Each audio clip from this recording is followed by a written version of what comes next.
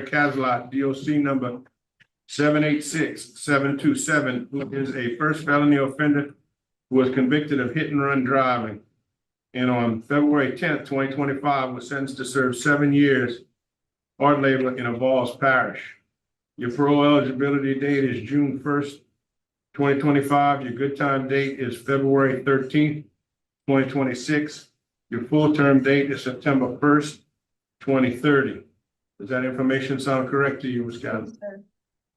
All right. The question is, what did you do to get yourself in trouble, and why do you think we should let you go early? I hit somebody that was in the road, and I left the scene, and I turned myself in later that day. But I really realized what I took for granted out there, and I'm a changed person, and I'm ready to go home to my family and be a different person than I was before, because I took a lot of stuff for granted out there. Yes, Steph, do y'all have anything input to add to Ms. Cazelot? Ms. Cazelot, she's in my Living in Balance class. She's taking phase 1 and phase 2, and she came and she's applied herself. She's taken accountability. She talks a lot about her mistakes that she's done, and I think she's changed a lot. She don't have any write-ups. She hasn't missed any days of class, and that's about it. All right. We do have some people here in support on Zoom who would like to speak. So we're going to start with Kathy Cazelot, sister-in-law.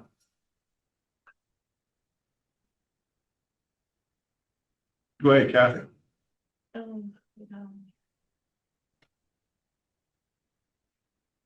Can you hear me now? Yeah, we hear you. Oh, my bad. Yeah, my wife actually went in a dentist appointment she had today, but this is her brother, Damon Cazelot, full name Albert Damon Cazelot.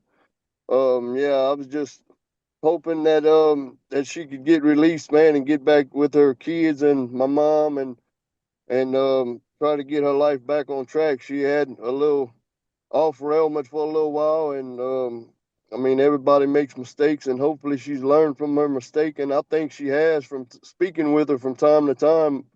I'm just hoping y'all give her a little leniency and let her come home, man. Thank you for your input.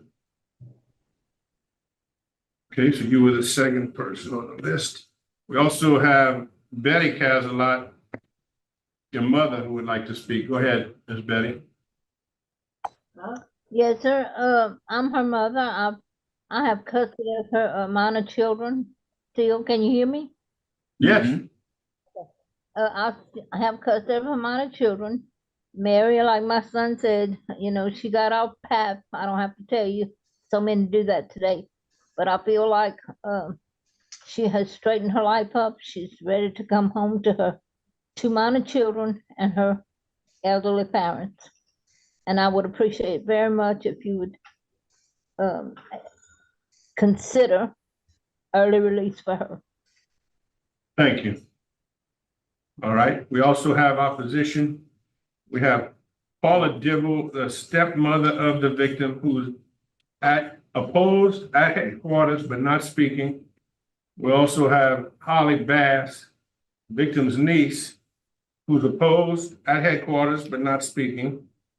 And we have Sierra Dibble, the victim's daughter, who is opposed at headquarters and would like to speak.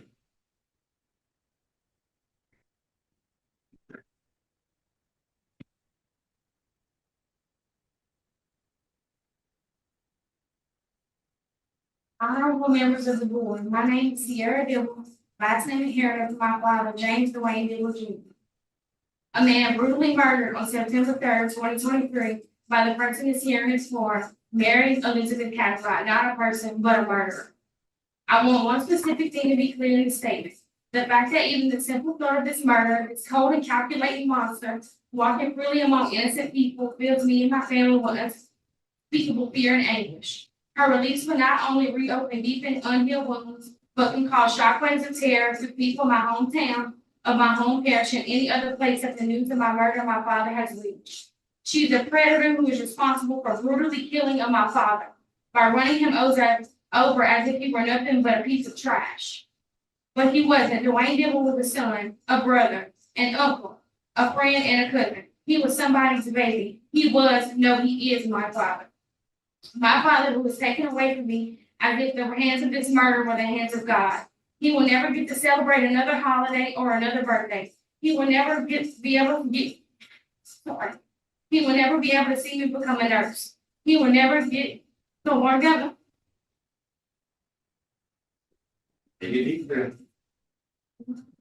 He will never get to walk me down all my wedding days, and he will never be able to meet his grandchildren when the time comes. He will never get to know the simple pleasure of eating a bread ever again. Releasing this monster is a threat to my family, a threat to my town, a threat to any neighborhood, community, or singular person that crosses paths with her. She is a proven danger to society, and to allow her back into it will be a reckless and irrevocable mistake. I say to you again, this woman murdered my father, murdered a human being, as if my father was some bug squash that didn't warrant her conscience. Granted, parole will not only fail to serve justice, it would dishonor my father. It would send a message that a life could be taken and discarded so easily, with nothing but a short stay in a prison cell at some hotel getaway. Granted, parole suggests that the offender has shown remorse or rehabilitation, but how can true remorse exist in the shadow of such a cold, calculated, disgusting act? On behalf of myself, my family, our community, I strongly urge you to deny parole. Please consider the irreversible damage done to us and anyone that knew and loved my father, and the deliberate cruelty involved in this crime. This murderer should serve the full sentence imposed, not only because justice demands it, but because the safety and moral integrity of our community depends on it. I say this one last time. This woman, Mary Elizabeth Cazelot, brutally murdered my father, and she deserves nothing but a cell. Thank you for your time and consideration. Thank you. All right, we also have Mr. James Dibble, the victim's father, who would like to speak. Morning, y'all. Good morning. My name is James Dibble. And the really bad part about this whole situation is I'm a police officer. I listened to this whole thing as it was unfolding. I knew it was what we call signal 20F, the fatality in a crash. Okay.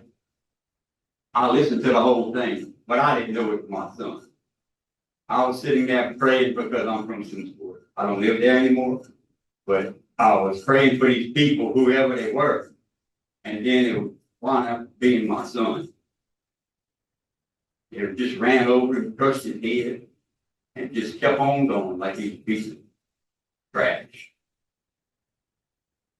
It upset me so bad, I didn't sleep for 2 weeks. My wife took me to the doctor. Yeah, and I still take medication right now to sleep. I don't sleep. You know, I do a lot of thinking. And it's very hard. And as far as the defendant, I was the chief of police in Simsport for 8 years as she was growing up. And she's kin to me. That's a part of our family. And I don't know, she was always in trouble. Ever since she was a teenager. No felonies, but she was always in trouble. And I'm not gonna hold y'all up. I'm not gonna say a whole lot more. I would ask that she can't come back to Avoyelles Parish, especially Simsport, because I have grandkids there, my daughter's there, my great grandkids are there, and I don't want her around me. So I would like for y'all to take into consideration to deny it. Thank you. All right. We also have position from the district attorney's office, the sheriff's office, and the attorney general's office.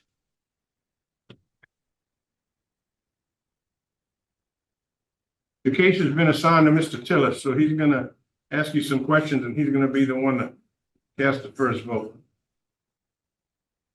Mr. Tillis? Morning.